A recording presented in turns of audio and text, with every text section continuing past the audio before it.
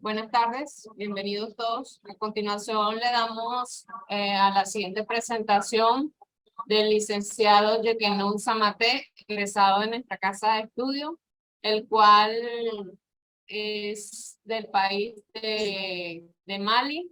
Su disertación trata sobre la rehabilitación de la movilidad articular en pacientes con hemiplegia producto de ACV isquémico.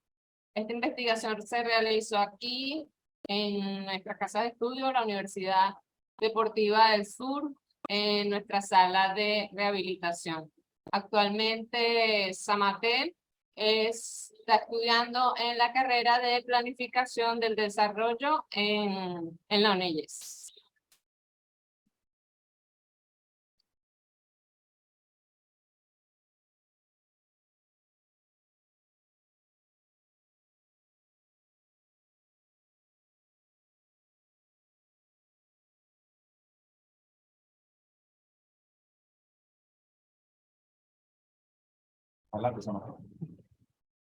Saludo a todos. Primeramente, agradecerle a todo el mundo por estar presente acá en este espacio virtual, donde están debatiendo temas de interés acerca del deporte, donde nosotros también los profesionales en distintas áreas del deporte, que sea de la actividad física y salud, de entrenamiento deportivo, de entrenamiento deportivo, de fisioterapia, etcétera. Tenemos el privilegio y el deber de enseñar que el primer movimiento no es el más difícil, sino el más importante. Entonces, estaremos disertando acerca del tema la rehabilitación de la movilidad articular en pacientes con hemiplegia derecha producto de ACV isquémico. Bueno, iniciando con nuestro tema, que es, acá tenemos el ACV, como accidente cerebrovascular. Es cualquier enfermedad del encéfalo, localizada o difusa, transitoria o permanente, provocada por una alteración de la circulación cerebral. Esta alteración puede darse debido a un proceso patológico que afecte a los vasos sanguíneos o a un trastorno de la sangre circulante. Así, según la naturaleza de la patología, se puede distinguir dos tipos de ACV, la hemorrágica y la isquémica. En la hemorrágica existe una extravasación de sangre intracranealmente por la ruptura de un vaso. Y en la isquémica se produce una importante disminución del flujo sanguíneo cerebral, generalmente de forma focal. Así, el ACV, considerado como la tercera causa de muerte a nivel mundial y la primera en discapacidad, está conocido también como la primera en discapacidad. Entonces, esta lleva como consecuencia disculpa, esta lleva como consecuencia la discapacidad. Entonces, adentrando aún más en nuestro tema de investigación, para comprender la hemiplegia, el significado de la hemiplegia, tenemos que conocer su origen etimológico. En este sentido, tendríamos que destacar que la hemiplegia emana del griego. Hemiplegia que está conformado de 3 elementos. Hemi, que significa la mitad. Pleje, que significa golpe. Y el sufijo ia indica una cualidad o una acción. Bueno, para los autores como Valencia, Duque, Pinson y Castellano, ellos definieron la hemiplegia como un trastorno neurológico que se traduce como una respuesta física y corporal del hemicuerpo del paciente, en donde que la mitad contralateral afectada se encuentra paralizada. Por otro lado, Martínez en el 2014 define la hemiplegia como la consecuencia de una lesión producida en centro o vía piramidales, de manera que el individuo va a presentar una dificultad en el centro voluntario del movimiento. Como fases de la hemiplegia. Existen importantes fases en la hemiplegia. Fases como la fase inicial o fase de ictus, en la cual se produce inmediatamente después de la sesión. En esta fase es posible distinguir cuál de los hemisferios es el afectado. En la fase flácida se distingue por una flacidez en el hemicuerpo afectado. La fase espástica se presenta un cuadro hipertónico de la musculatura del individuo. Y la fase de secuela, que es la fase final, en donde el paciente debe buscar la mejor funcionalidad con las secuelas que se presenten. Ahora bien, la movilidad articular definido para Martín y Cole en el año 1989 como la capacidad del individuo de alcanzar las máximas amplitudes articulares acompañadas de la elongación muscular y ligamentosa correspondiente. Por otro lado, Glosario de Educación Física Lady Fitness Mat en el 2020 la define como la capacidad de movimiento de una articulación en sentidos más amplios y dinámicos. A lo largo del glosario, Lady Fitness Mat da a conocer las repercusiones de la flexibilidad articular y la elasticidad sobre el grado de articulación, dado el carácter dinámico y continuo de los movimientos deportivos. Hablar de movilidad articular al referir mayor o menor amplitud de movimiento de las articulaciones implicadas en los gestos deportivos. Seguidamente con lo marco metodológico. El diseño de investigación es experimental, ya que se aplicó un pre y un post-test. Y el tipo de investigación es de campo, ya que la información, la recolección de la información fue directamente con el paciente. Esta investigación sigue un nivel descriptivo, ya que se describe el paciente tal cual y se enmarca en un régimen de investigación evaluativa, ya que el objetivo de la investigación es valorar el efecto de los ejercicios físicos terapéuticos aplicados al paciente. Como técnica, de instrumento de recolección de datos se emplearon varios, como la encuesta escrita mediante el cuestionario de 7 preguntas,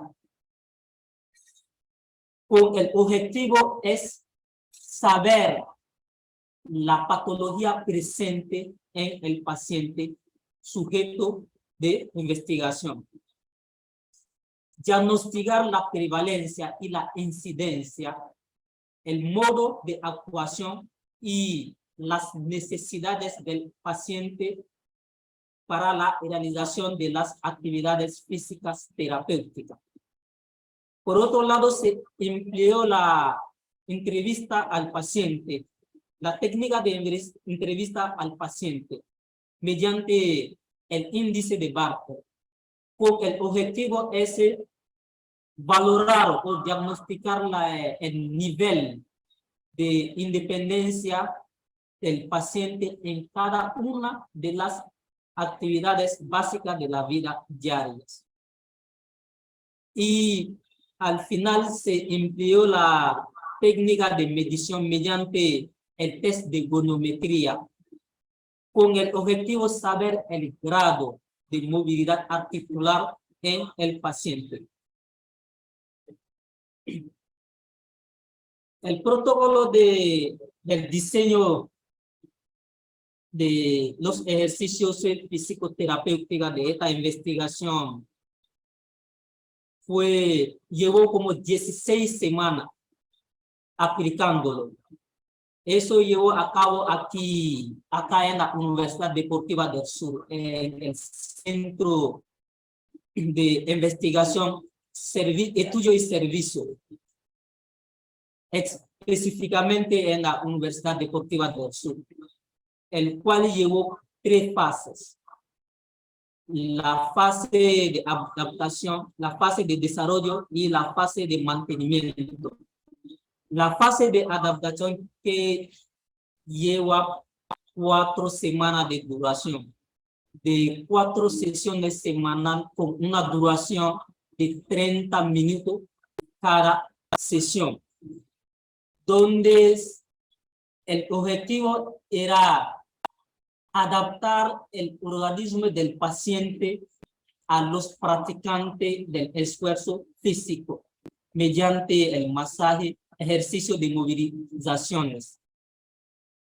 Y la fase de desarrollo, comprendida por 12 semanas, de 4 sesiones semanales, de una duración de 50 minutos cada sesión, donde realizarán los ejercicios de movilidad articular, el masaje, entre otros.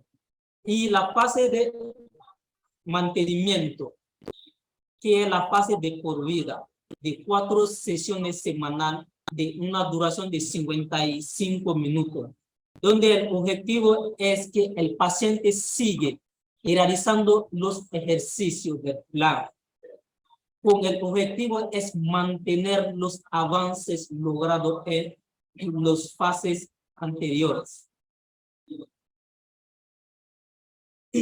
Análisis e interpretación de los resultados. El cuestionario de 7 preguntas fue aplicado con el objetivo de diagnosticar la patología del paciente que es presente en el paciente y saber sus necesidades para la práctica de los esfuerzos físicos, donde se pudo diagnosticar que el paciente llevó 9 años padeciendo de una hemiplegia derecha producto de ACV isquémico, teniendo como efecto el hormigueo, el adormecimiento, los dolores articulares y rigidez en los músculos, entre otros. Como resultado del índice de Barker, en esta lámina pueden observar que el tema número 1 y 8 que es comer, vestirse o desvestirse. En comer, el paciente tuvo incapaz en pretest, que corresponde en 0 punto, en el punto de corte de índice de Barco. Y en el post-test, el paciente obtuvo independiente, que corresponde en 10 puntos. En vestirse y desvestirse, en el pretest, el paciente necesita ayuda, pero puede hacer la mitad aproximadamente sin ayuda, que corresponde en 5 puntos en el pretest. Y en post-test, él obtuvo independiente, incluyendo botones, cremalleras y cordones, que corresponde en 10 puntos. En total, el paciente obtuvo 5 puntos en el pretest y 20 puntos en el post-test. La siguiente lámina corresponde al ítem, que es desplazarse, subir y bajar escala. Entragalarse y entre la silla y la cama, el paciente obtuvo independiente en pretest, que corresponde en 15 puntos. Y obtuvo independiente en post-test, que corresponde en 15 igual. En desplazarse, obtuvo independiente al menos 50 metros con cualquier tipo de muleta, excepto andador, que corresponde en 15 puntos en el post-test. Igual, obtuvo independiente al menos 50 por cualquier tipo de muleta, excepto andador en el post-test, que corresponde en 15 puntos igual. Y subir y bajar escalera, tanto en el pretest y post-test, el paciente necesita ayuda o verbal, ayuda física o verbal, es decir, puede llevar cualquier tipo de muleta, que corresponde en 5 puntos en pretest como en post-test. En total, el paciente obtuvo como 35 puntos tanto en pretest y post-test. Esta lámina corresponde a los indicadores aseo personal, donde el paciente obtuvo necesidad de ayuda para el aseo personal, que corresponde en 0 puntos en el pretest, y obtuvo independiente en el post-test, que corresponde en 5 puntos. Uso de retrete. Obtuvo dependiente en el pretest, que corresponde en 0 puntos. Y obtuvo independiente en el post-test, que corresponde en 15 puntos. Bañarse o ducharse. El paciente obtuvo dependiente en el pretest, que corresponde en 0 puntos. Y independiente en el post-test, que corresponde en 5 puntos. En total, el paciente obtuvo 0 puntos en el pretest y en el post-test obtuvo 25 puntos. Esta lámina corresponde a los indicadores control de S, control de orina. En control de S, tanto en el pretest o post-test, el paciente tuvo 10 puntos, que corresponde, el paciente tuvo continente, que corresponde 10 puntos en el pretest como en el post-test. Control de S, tanto en el pretest y post-test, el paciente obtuvo continente, que corresponde en 10 puntos en ambos, o sea, en pretest y post-test. En total, el paciente obtuvo 20 puntos en pretest como en post-test. Así, después de haber aplicado y realizado los ejercicios físicos terapéuticos, el paciente dio como resultado inicial 65 puntos, que ubica en en dependencia moderada según el punto de corte del índice de Barker.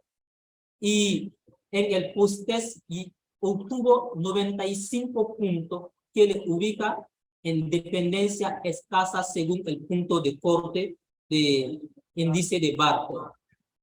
Eso quiere decir que los ejercicios inducieron de manera positiva en dichos factores, que es las actividades de la vida diaria del paciente. Bueno, después de haber aplicado el plan de ejercicios físicos terapéuticos al paciente, se llegó a las siguientes conclusiones. Se diagnosticó el grado de movilidad articular en el paciente sujeto de estudio mediante la aplicación del test de goniometría y el índice de Barker como resultado inicial, bajos niveles de movilidad articular y una dependencia moderada respectivamente. Se determinaron los ejercicios físicos terapéuticos más apropiados y de mayor incidencia con respecto a las necesidades del paciente según los análisis y estudios previos de los antecedentes y de acuerdo con el diagnóstico previo para obtener mayor grado de movilidad articular.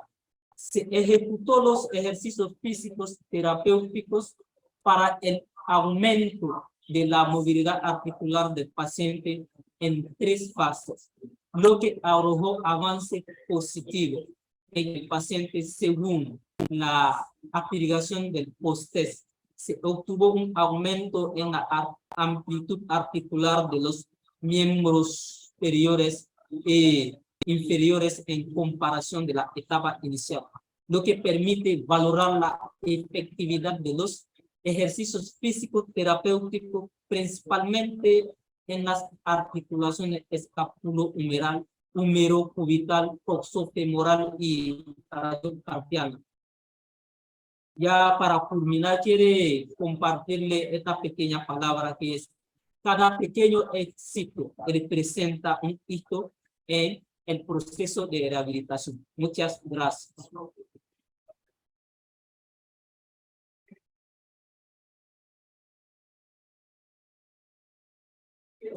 Sí.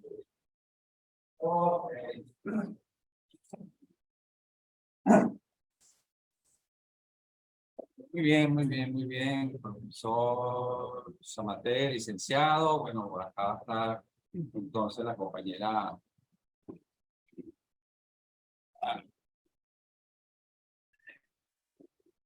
profesora Adriana Loguera, quien va pues establecer las preguntas y disertar un poco sobre la conducción de esta conferencia.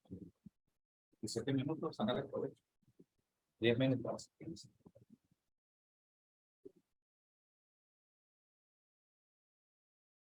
La pueden ir hablando, anunciando, la pueden leer.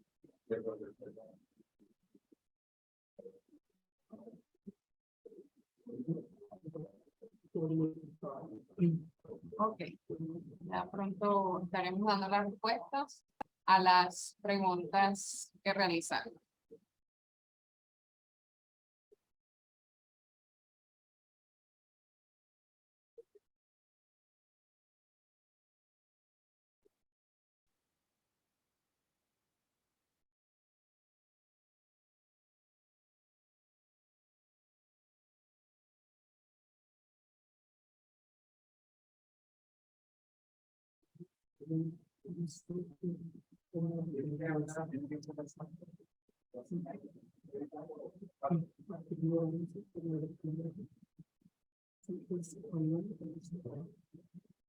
Bueno, vamos con la primera pregunta.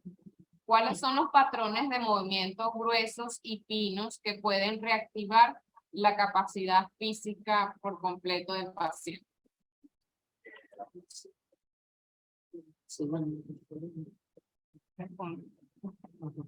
Los patrones de movimiento gruesos y finos.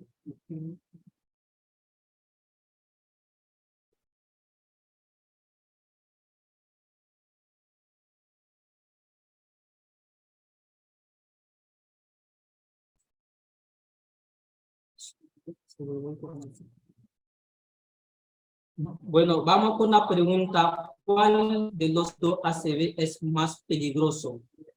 El ACV más peligroso es la hemorrágica, porque eso es cuando se realiza el accidente. Pues, ahí, cuando uno supera esta etapa inicial del ACV,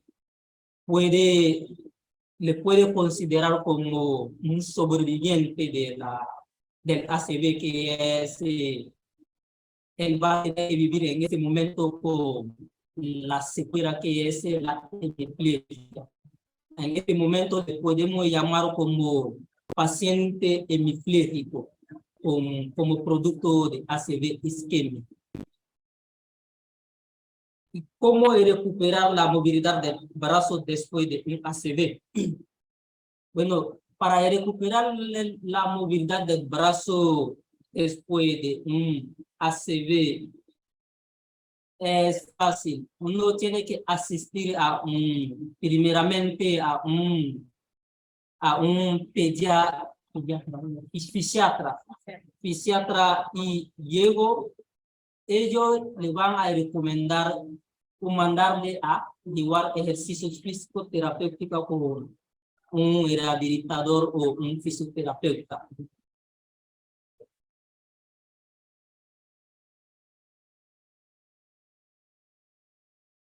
¿Cómo influye la natación en un paciente con ACV? La natación influye en un paciente con ACV de manera positiva, porque al realizar la natación, el paciente, eso va a ayudar al paciente de realizar ejercicio, movimiento articular, que le permitirá aumentar la amplitud articular.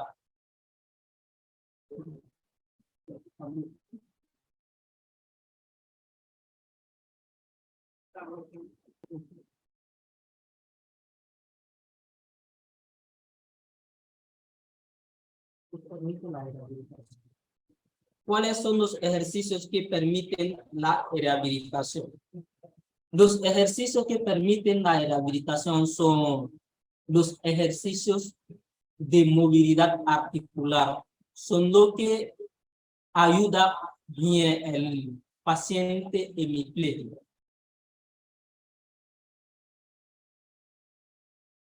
Bien, eso fue toda la disertación del licenciado Yekinun Samate. Hay palabras que a él le cuesta mucho pronunciar.